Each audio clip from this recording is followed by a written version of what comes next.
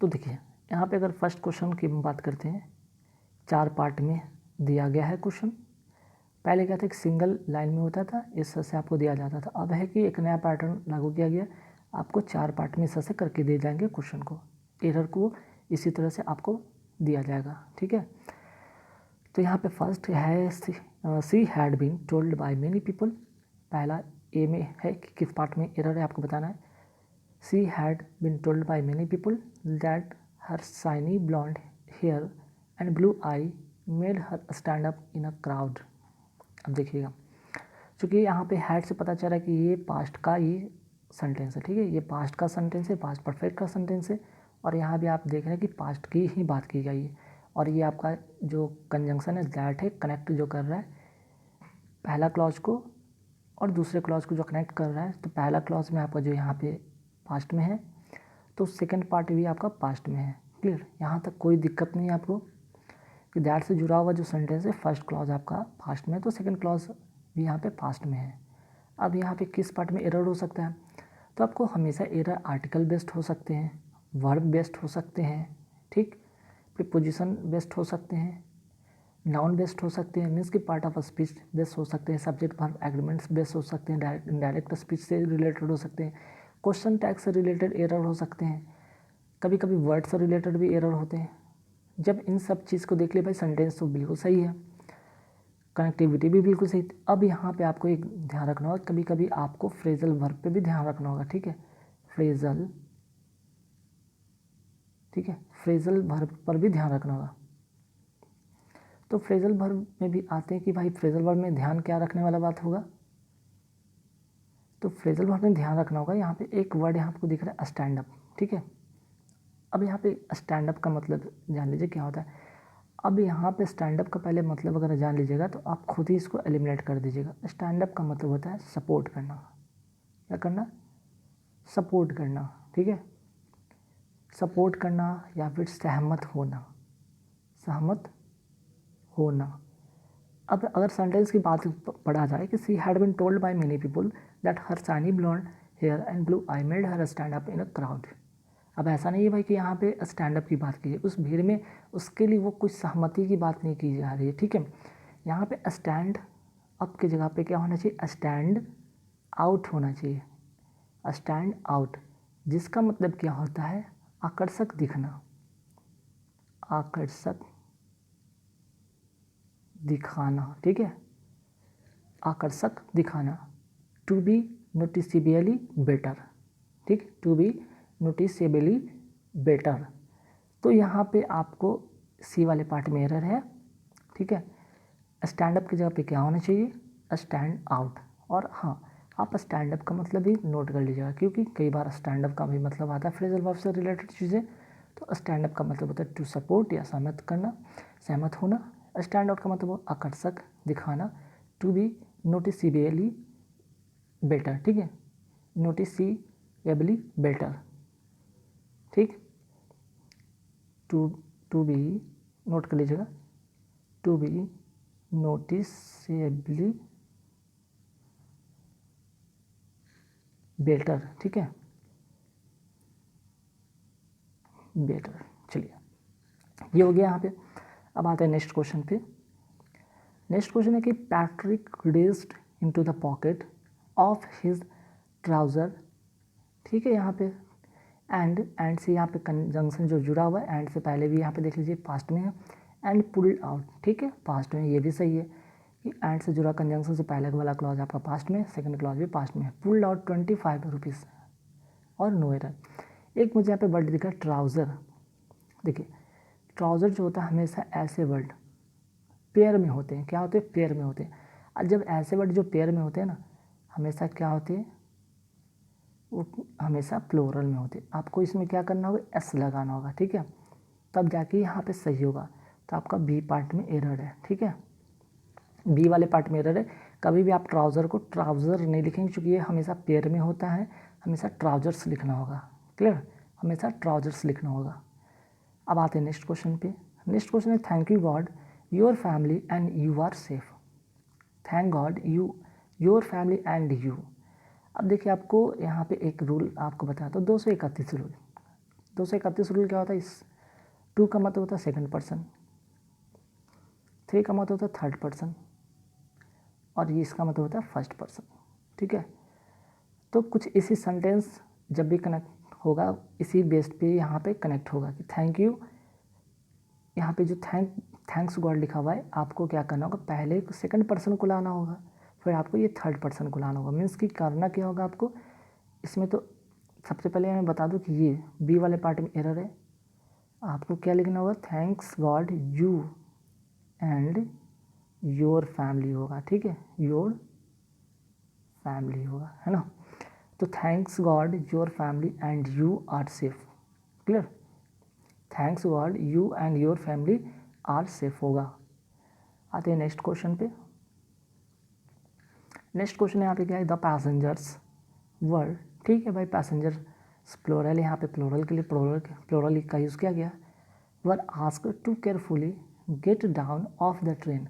अब देखिए यहाँ से फिर से एक फ्रेजल वर्ब रिलेटेड यहाँ पे एरर है, सी वाले पार्ट में एरर है। ठीक है, सी वाले पार्ट में एरर है, ध्यान रखिएगा। अभी तक यहाँ पे 2 क्वेश्चन ऐसे थे जो कि आपको फ्रेजल वर्ब रिलेटेड एरर हैं।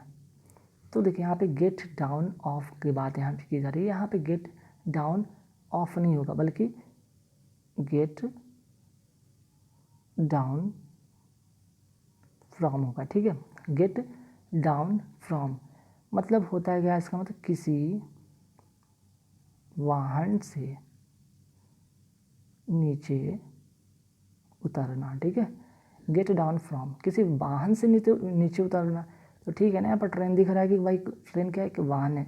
द पैसेंजर्स बस were asked to carefully get down off the train, ना हो कि get down from the train.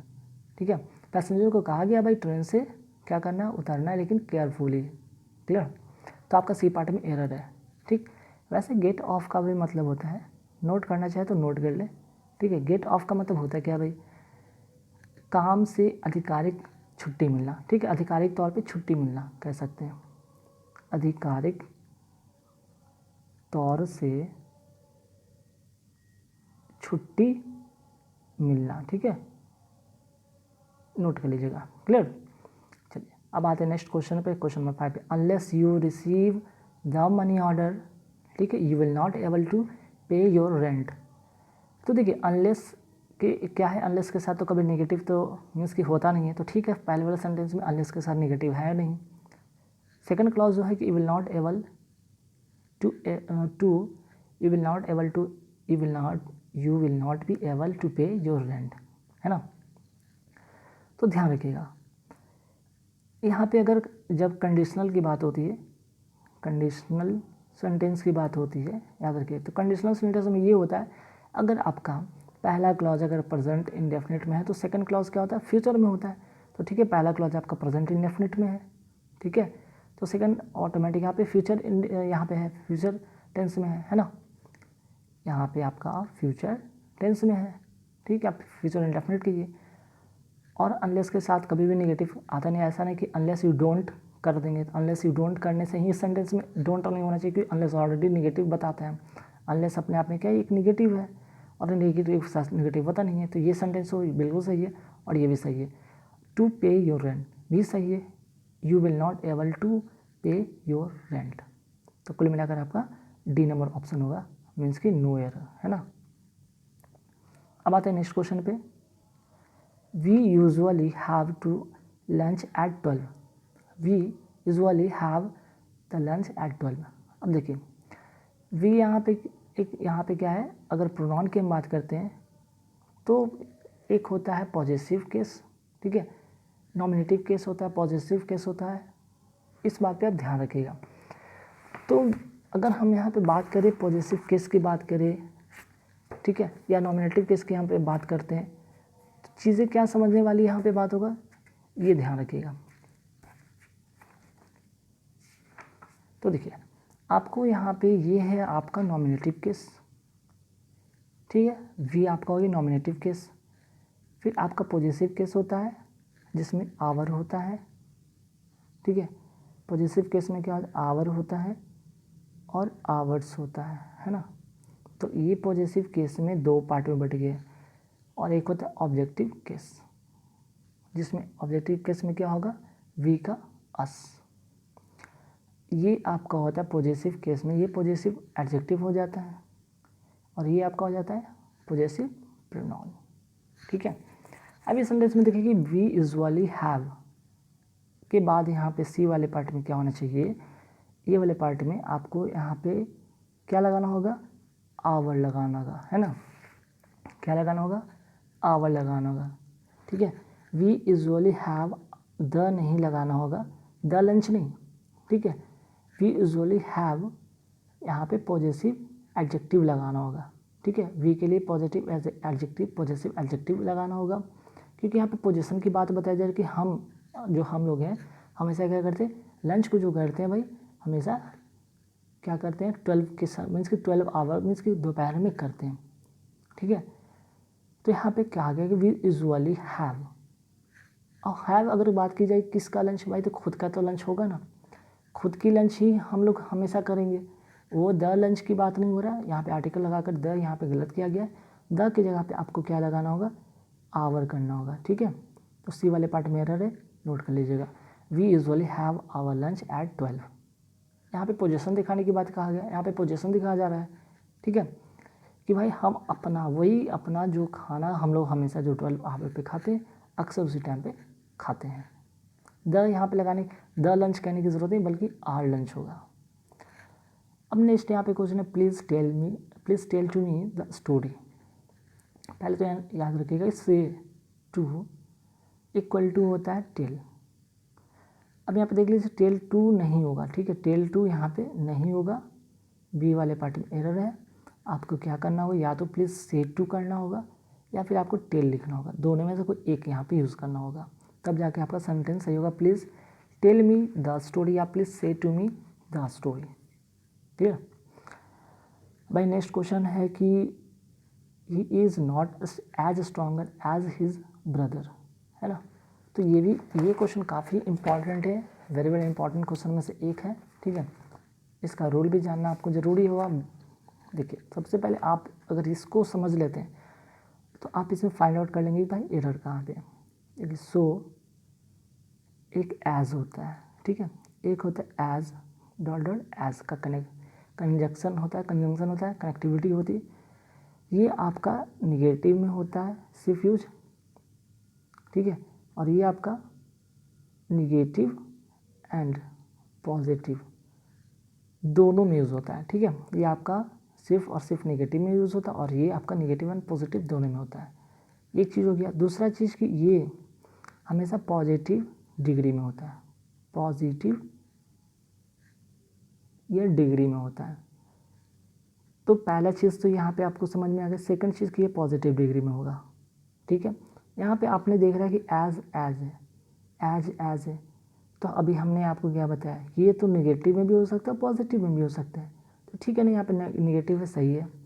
लेकिन ये जो वर्ड आप देख रहे हैं एडजेक्टिव, ये वाला एडजेक्टिव, ये स्ट्रॉन्गर ना हो के, अभी मैंने क्या बताया पॉजिटिव डिग्री में होना चाहिए, तो यहाँ पे स्ट्रॉन्ग होगा, स्ट्रॉन्गर नहीं होगा बल्कि क्या होगा, स्ट्रॉन्ग होगा, तब जाके ये सेंटेंस करेक्ट होगा। मीन्स कि बी वाला पार्ट में एरर है। He is not as strong as his brother.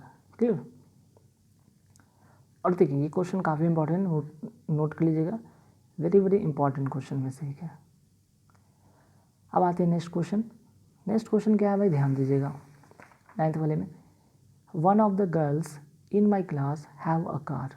देखिए पहले तो वन ऑफ के बाद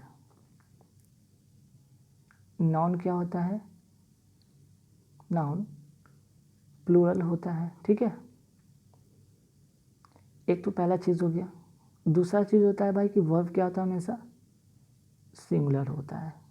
तो ठीक है, वन ऑफ के बाद यहाँ पे देख रहे हैं नाउन क्या है, प्लूरल है, सही है, इन माई क्लास। लेकिन ये जो देख रहे हैं ये वर्ब यहाँ पे क्या होगा, हैव नहीं होगा बल्कि हैज़ होगा। मीन्स कि बी वाला पार्ट में एरर है। ठीक है, रूल के अकॉर्डिंग अगर आप देखते हैं तो ये चीज़ गलत होगा, हैज़ होना चाहिए। One of the girls in my class has a car. ठीक है, चलिए नेक्स्ट क्वेश्चन क्या भाई, अब आते हैं यहाँ पे, my scooter is being serviced so I am going to the office by walk. ठीक है, my scooter is being serviced so I am going to the office by walk.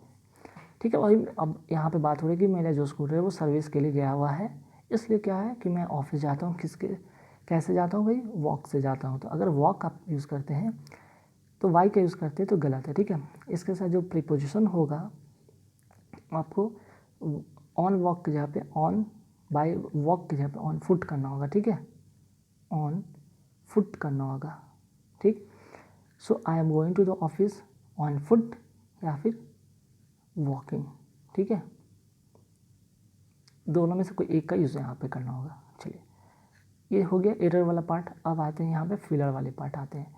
ये फिलर वाले पार्ट काफ़ी ये वेरी इंपॉर्टेंट होते हैं। इसका role कितना ज़बरदस्त प्ले होता है आपको खुद इमेजिन होगा जब हम यहाँ पे आपको चीज़ें समझाएंगे तो। ठीक है, अब देखिए यहाँ पे फर्स्ट क्वेश्चन में देखिएगा 11 नंबर में, the slum children dash round a burning fire to keep themselves warm. Slum के जो बच्चे हैं, जो बर्निंग फायर है उससे क्या हो रहा है भाई, round a burning fire to keep themselves warm. अब आग कहीं जल रहा है, ठीक है, आग कहीं पे जल रहा है, अब उसके इर्द गिर्द क्या है, बैठे हुए हैं बच्चे, किस लिए भाई, अपने आप को गर्म रखने के लिए। तो ठंड के मौसम में यही होता है ना कि आग जलाकर लोग ठंड में आसपास में सट के लोग एक दूसरे के करीब बैठते हैं ताकि ठंड से निजात पाया जा सके। Burning fire to keep themselves warm. तो यहाँ पे जो होगा करेक्ट जो वर्ड होगा वो होगा हडल। हडल का मतलब जो होता है यहाँ पे एक जगह एक दूसरे से सट कर बैठना। ठीक है, तो इसका जो सही मीनिंग होगा वो होगा हडल, HUDDLED, हडल। ठीक है, चलिए अब आते हैं नेक्स्ट क्वेश्चन। अब है कि यहाँ पे polyester shirts, polyester shirts are more. अब देखिए मोर के बाद हो गया यहाँ पे क्या होना चाहिए, एडजेक्टिव होना चाहिए, क्योंकि एक कंपैरेटिव डिग्री ऑफ कंपैरिजन है। ये क्या है भाई, डिग्री ऑफ कंपैरिजन है ना। अगर डिग्री ऑफ कंपैरिजन है तो मोर के साथ क्या आना चाहिए, एक एडजेक्टिव आना चाहिए। ठीक है, मोर के साथ आपको क्या आना चाहिए, एक एडजेक्टिव आना चाहिए, है ना। तो देखिएगा अब इसको हम कैसे एलिमिनेट करेंगे, इस चीज़ को यहाँ पे आप समझिए। देखिए सबसे पहले अगर यहाँ पे बात हमको क्या चाहिए, एडजेक्टिव चाहिए। अगर एलवाई यहाँ पे लास्ट में दिख रहा है तो ये तो एडवर्ब हो रहा है, ये तो होगा नहीं। ठीक है, लास्ट का टी वाई है, किसी वर्ड का लास्ट में अगर टी वाई दिखता है वो क्या होता है, नाउन होता है, ये भी नहीं होगा। TION दिखता है, ये भी नाउन है, नहीं होगा। आंसर क्या होगा आपका डी नंबर ऑप्शन। ठीक है, यहाँ पे ड्यूरेबल होगा क्योंकि ये एडजेक्टिव है। ठीक है, तो ऐसे हम चीज़ें को एलिमिनेट करके भी हम फिलर को भर सकते हैं। अगर आपको नहीं भी मीनिंग पता चल रहा है, सेंटेंस का अर्थ नहीं भी पता चल रहा है, तब भी आप कर सकते हैं। तो polyester shirts are more durable than the cotton ones, है ना। चलिए अब आते हैं नेक्स्ट क्वेश्चन, ये भी काफ़ी इंपॉर्टेंट क्वेश्चन है। She was born dash rich parents. ठीक, तब देखिए यहाँ पे जो होगा कौन सा यहाँ पे फिलर करेंगे, वॉर्न विद होगा, वॉर्न फ्रॉम होगा, वॉर्न टू होगा। ठीक है, अब देखिए एक चीज़ होता है, एक तो होता है वॉर्न इन होता है, ठीक है, और एक होता है वॉर्न ऑफ होता है। दोनों का मतलब वॉर्न इन का मतलब होता है प्लेस, कहीं जगह पे अगर आपका जन्म होता है वहाँ पे होता है वॉर्न इन। लेकिन बॉर्न ऑफ का मतलब यहाँ पे समझिएगा क्या होता है, माता पिता का संतान होना। ठीक है, माता या पिता का, यहाँ पे माता पिता का क्या होना, संतान होना। अगर आप यहाँ पे अपने माता पिता के संतान हैं, अगर ये कहना चाह रहे हैं तो आप क्या कहेंगे, she was born of rich parents, वो रिच पेरेंट्स के संतान हैं। अगर आप कहीं जन्म लेते तो वहाँ पे क्या करना होगा, आपको इन लगाना होगा। ठीक है, जैसे ही सी वॉज बॉर्न इन, कहीं भी कनाडा, अमेरिका, कहीं भी इंडिया, कहीं भी आप कह सकते हैं। तो इसका जो करेक्ट आंसर होगा वो होगा ऑफ होगा, ए नंबर ऑप्शन। ठीक है, चलिए अब आते हैं नेक्स्ट क्वेश्चन। नेक्स्ट क्वेश्चन आपको कहीं ना कहीं ये प्रोनाउन से रिलेटेड आपको एरर यहाँ पे फाइंड आउट करने को होगा। अभी मैंने आपको प्रोनाउन से रिलेटेड चीज़ मैंने बताया था कि एक होता है नॉमिनेटिव केस, एक होता है पॉजिटिव केस, एक होता है ऑब्जेक्टिव केस। पॉजिटिव केस में भी आपका पॉजिटिव एडजेक्टिव होता है, प्रोनाउन होता है ना। अब देखिए, चिल्ड्रेन शुड ओबे, क्या होना चाहिए भाई? दे होना चाहिए, माइंड होना चाहिए, देम होना चाहिए, देयर होना चाहिए। अब देखिए, चिल्ड्रेन शुड ओबे डैश पेरेंट्स। अब यहाँ पे आपको क्या आना चाहिए? यहाँ पे एक पॉजिटिव केस की बात की जा रही है, ठीक है। पॉजिटिव केस में भी किसकी बात होगा भाई? पॉजिटिव केस में भी आपका पॉजिटिव एडजेक्टिव की बात होगा। तो इस लिहाज से आपका यहाँ पे चिल्ड्रेन शुड ओबे किसके पेरेंट्स? दियर पेरेंट्स। दियर पेरेंट्स मतलब अपने अपने माता पिता। तो इससे क्या होगा? यहाँ पे एक एडजेक्टिव की बात हुई, एक विशेषता की बात हुई है, ठीक है। तो दियर पेरेंट्स होगा यहाँ पे। दियर क्या है? पॉजिटिव एडजेक्टिव है, ठीक है। तो यहाँ पे हमें क्या चाहिए था? पॉजिटिव एडजेक्टिव चाहिए था। पॉजिटिव एडजेक्टिव दियर होता है, ना कि देम होगा, ठीक है, ना कि देम होगा। देम तो आपका ऑब्जेक्टिव केस में होता है, और ऑब्जेक्ट यहाँ पे ऑब्जेक्ट हमेशा लास्ट में आता है, ये तो होगा नहीं, ये तो ऑब्जेक्टिव केस में होता है, ऑब्जेक्टिव केस में होता है, ठीक है। और दे तो नॉमिनेटिव केस में होता है, नॉमिनेटिव केस में होता है, ये तो सेंटेंस का स्टार्ट में होगा, ये भी नहीं होगा, ठीक। और अगर माइंड की बात करते हैं तो माइंड भी आपका ये पॉजिटिव क्या है? प्रोनाउन है, पॉजिटिव प्रोनाउन है, ठीक है। और ये पॉजिटिव प्रोनाउन आई का बनता है, तो ये भी बिल्कुल नहीं होगा। कुल मिलाकर आपका चिल्ड्रेन शुड ओबे दियर पेरेंट्स होगा, ठीक है। चूँकि देखिए यहाँ पे ये भी प्लूरल है, और प्लूरल के हिसाब से ये भी प्लूरल है, ठीक है। चलिए अब आते हैं next question. The child has been missing dash yesterday. Has been लगा हुआ है, हैज़ बीन लगा हुआ तो क्या है भाई? Present perfect continuous tense. इसका ये खासियत है कि हैज़ या हैव होगा, ठीक है, हैज़ या हैव होगा, बीन तो रहेगा ही, और यहाँ पे क्या होगा? सिंस या फॉर का यूज़ होगा। तो देखिए, सिंस और फॉर का यूज़ होगा तो ठीक है भाई, सिंस और फॉर का यूज़ होगा। यहाँ पे भी सिंस पे भी है, यहाँ पे फॉर भी है, किसका यूज़ करें? तो यहाँ पे होगा आंसर डी, ठीक है। फॉर होता है हमेशा पॉइंट ऑफ टाइम के लिए, ठीक, पॉइंट ऑफ टाइम के लिए। सिंस किसके लिए होता है भाई? पीरियड ऑफ टाइम के लिए, ठीक है। इस तरह से हम यूज़ करते हैं पीरियड ऑफ टाइम के लिए यस्टरडे। और यहाँ पे अगर बात हो पॉइंट ऑफ टाइम के लिए तो फॉर का यूज़ करते हैं। तो यहाँ पे जो होगा सिंस होगा, ठीक ना। संडे हो गया, सैटरडे हो गया, मंडे हो गया, 1990 हो गया, इस तरह से। अगर 2 डेज़ की बात करें, 3 डेज़ की बात करें, तब हम यहाँ पे एक निश्चित पॉइंट होता है ना, 2 डेज़, 3 डेज़, 4 डेज़, तो हम क्या करते हैं भाई? यहाँ पे फॉर का लगाते हैं, फॉर 2 डेज़, फॉर 3 डेज़। अगर हम मंडे से बोलते हैं, या फिर अगर हम संडे, मंडे, ट्यूसडे इस तरह से कहीं पे यूज़ करते हैं, हम क्या करते हैं? वहाँ पे सिंस का यूज़ करते हैं, ठीक है। चलिए आगे बढ़ते सवाल पे। Next question, I don't like dash sugar in my coffee. क्या होगा? मेनी होगा, मच होगा, फ्यू होगा, फ्योर होगा। ये काफ़ी वेरी इंपॉर्टेंट है। सबसे पहले ये जाने की है क्या फ्योर? एक तो काउंटेबल है, फ्यू भी आपका काउंटेबल है, ठीक है। ये क्या है? काउंटेबल, ये भी काउंटेबल है। ये क्या है? अनकाउंटेबल है। और मेनी क्या है? ये काउंटेबल है ना। ये फ्यू क्या है? काउंटेबल है। फ्योर भी काउंटेबल है। मेनी क्या है? मेनी प्लूरल भी है और काउंटेबल भी है। और मच क्या है? ये भी आपका अनकाउंटेबल है ना। लेकिन ये काउंटेबल है और ये अनकाउंटेबल है, ध्यान रखिएगा। ये काउंटेबल है, ये अनकाउंटेबल है। शुगर क्या है भाई? अनकाउंटेबल है। तो अनकाउंटेबल के साथ क्या लगेगा? मच होगा, ठीक है। मेनी नहीं होगा, क्योंकि मेनी से हम लोग किसका यूज़ करते हैं? यहाँ पे काउंट किया जा सकता है, ठीक है। फ्यू का मतलब ये होता है काउंट करते हैं। फ्यूअर तो आपका कंपैरिजन नहीं है, लेकिन सेंस का आपका तो काउंट का ही होगा। I don't like much sugar in my coffee, ठीक है। Next question, the board results are dash any moment. अब अक्सर आप लोग अगर स्टूडेंट हैं तो आप सभी को पता है कि भाई रिज़ल्ट का हम कभी भी क्या करते हैं, एक्सपेक्ट करते हैं।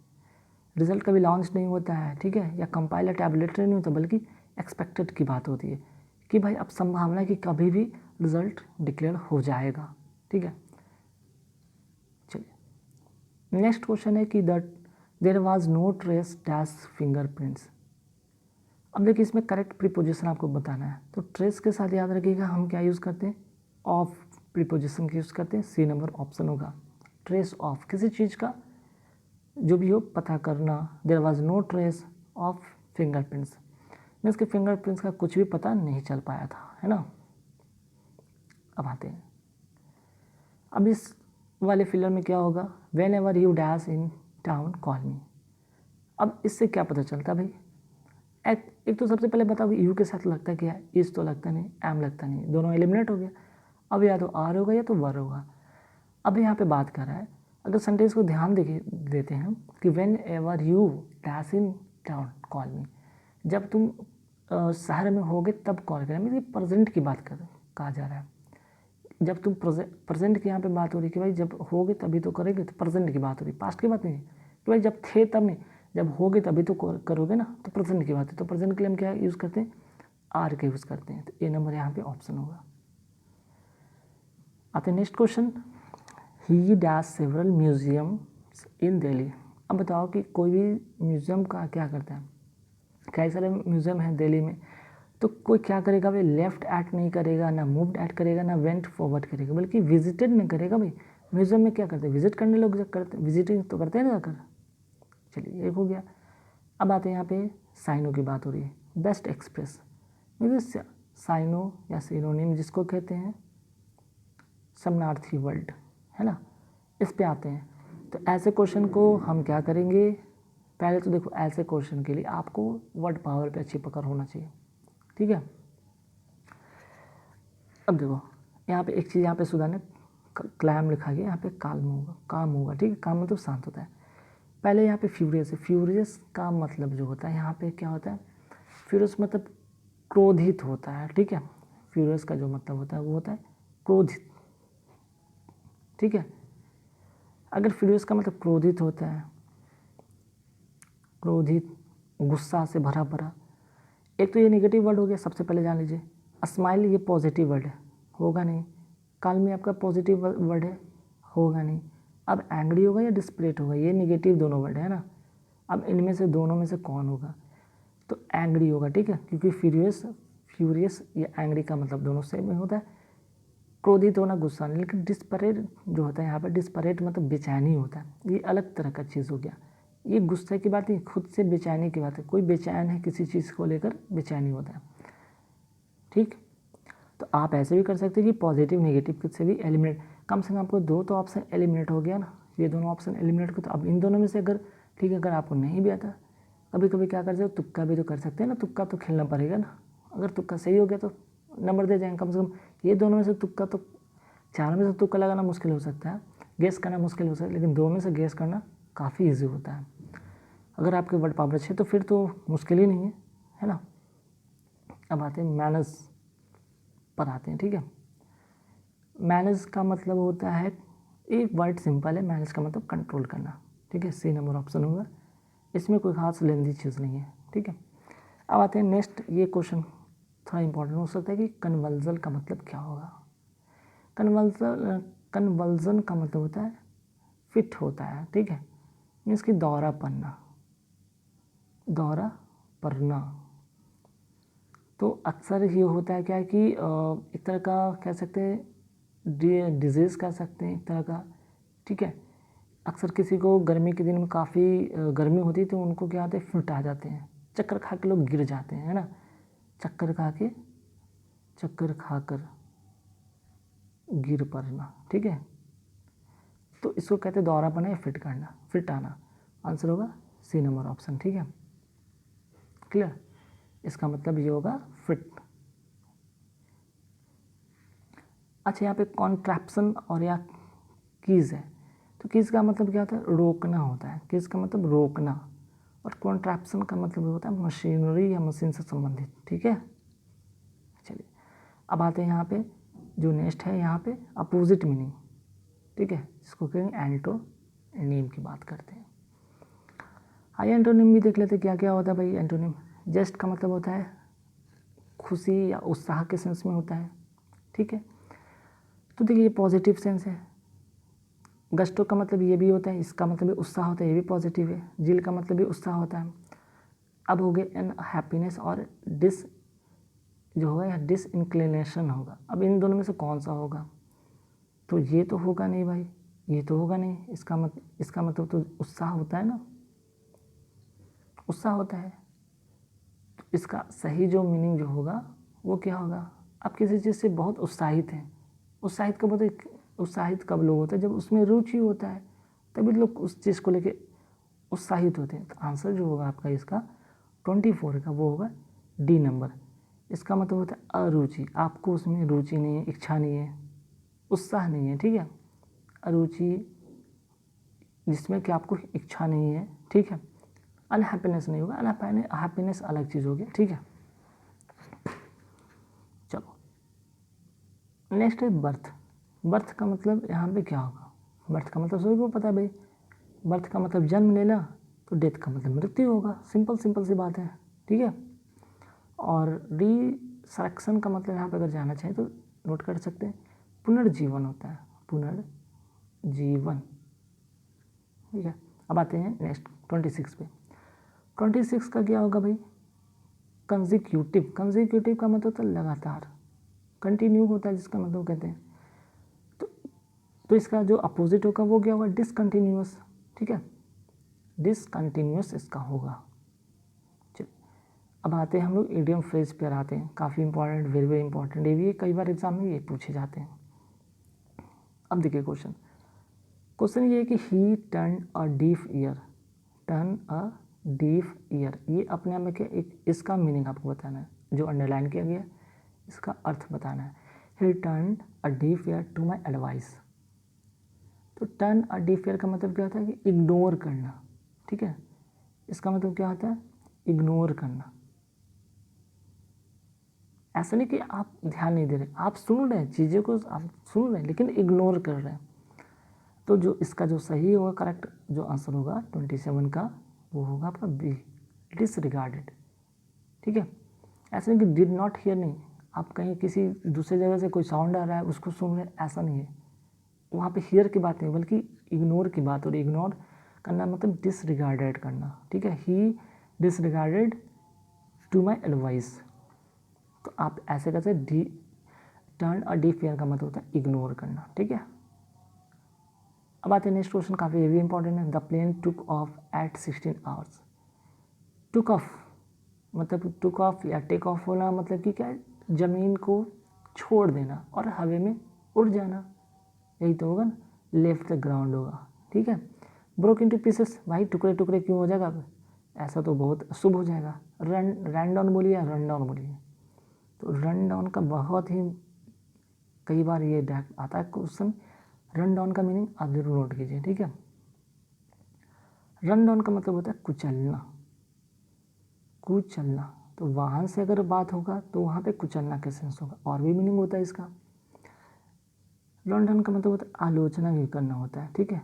आलोचना या क्रिटिसाइज करना, आलोचना करना या क्रिटिसाइज करना, ठीक।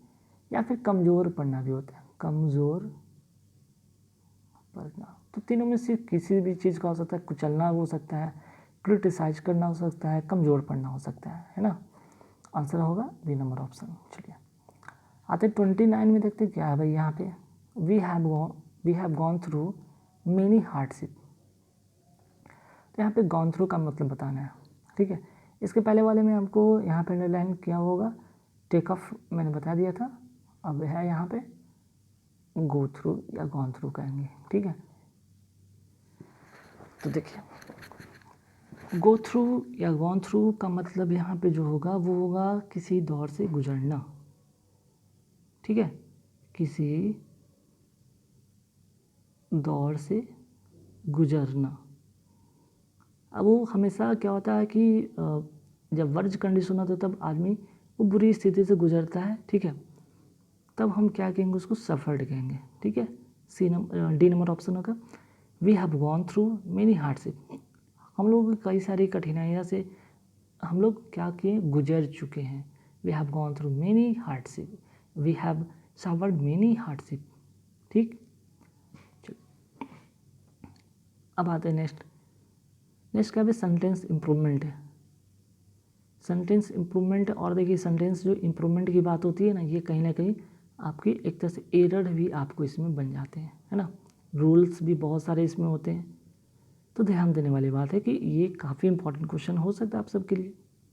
देखिए, ही कैरिड ऑल हिज लगेजेस, यहाँ पे अंडरलाइन जो किया इसका मतलब आपको बताना कि भाई क्या होगा, ये सही करना यहाँ पे होगा या नहीं करना होगा। ये जो अंडरलाइन वाले पार्ट है, क्या इसमें सुधार करने की ज़रूरत है या नहीं करने की ज़रूरत है। तो अब यहाँ पे सुनिएगा, कभी भी यहाँ पे जो आप देख रहे हैं लगेज या लगेजेस, ठीक, तो सबसे पहले आपको यहाँ पे मैं बता दूँ, कुछ ऐसे वर्ड होते हैं जिसका कभी भी प्लूरल नहीं बनाया जाता है। ठीक है, आंसर होगा लगेज। कभी भी लगेज का लगेजेस हम लोग नहीं करते हैं। ठीक है, कभी भी हम लोग लगेज का क्या करते हैं, लगेजेस नहीं करते हैं। एक बात आप नोट कर लीजिएगा। ठीक है, वैसे बहुत सारे वर्ड होते हैं, तो बहुत सारे वर्ड अगर जानना है तो हमारे चैनल पे, हमारे वीडियो के प्लेलिस्ट में जाइए इंग्लिश का, उसमें आपको सब्जेक्ट वर्ब एग्रीमेंट से रिलेटेड वीडियो मिल जाएंगे, जहाँ से इसकी डीप नॉलेज आप ले सकते हैं। ठीक है,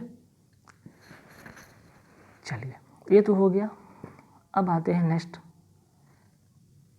man like Mahatma Gandhi and Abraham Lincoln do great deeds because of their strength of character. बात हो रहा है महात्मा गांधी की, बात हुई है महात्मा गांधी जैसे व्यक्ति का या अब्राहम लिंकन जैसे व्यक्ति का।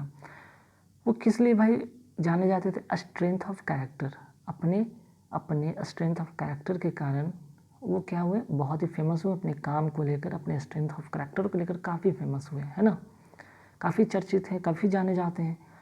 अब देखो महात्मा गांधी वो आज के तो है नहीं, अभी तो वो प्रेजेंट में वो जिंदा है नहीं ना, अब्राहम लिंकन जिंदा है। तो यहाँ पे डू जो कहा गया ये प्रेजेंट की बात बताया जा रहा है। ठीक है, ये प्रेजेंट को रिप्रेजेंट कर रहा है, ये नहीं होगा, बल्कि यहाँ पे पास्ट की बात होनी चाहिए।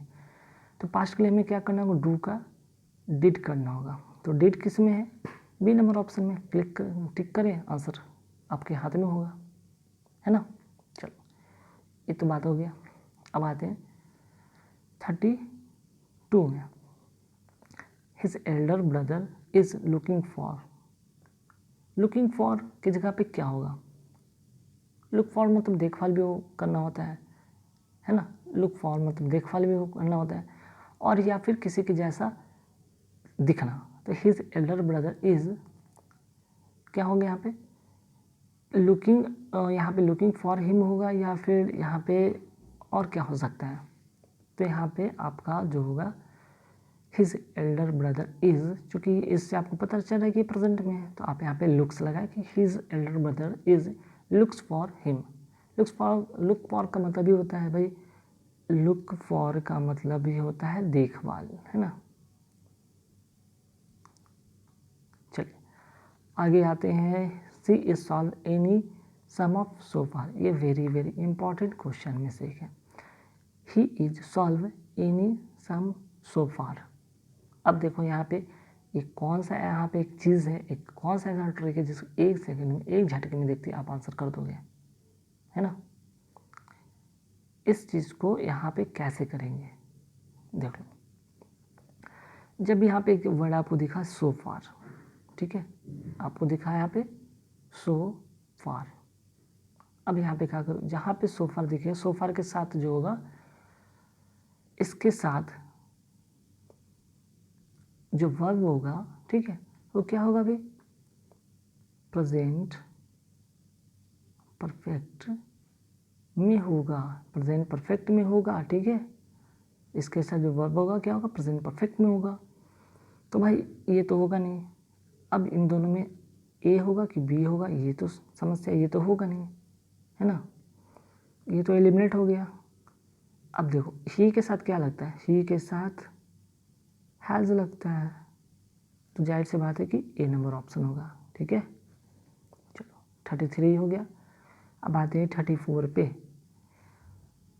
एक चीज़ जान लो कि एक तो पहले यहाँ पे नोट करो, यूनिवर्सल जो ट्रुथ होता है ना, वो हमेशा क्या होता है, प्रेजेंट में होता है, प्रेजेंट इंडेफिनिट में होता है। ठीक है, यूनिवर्सल ट्रुथ हमेशा प्रेजेंट इंडेफिनिट में होता है। जैसे यहाँ पे देख लीजिए, sound sleep was the prime necessity of health.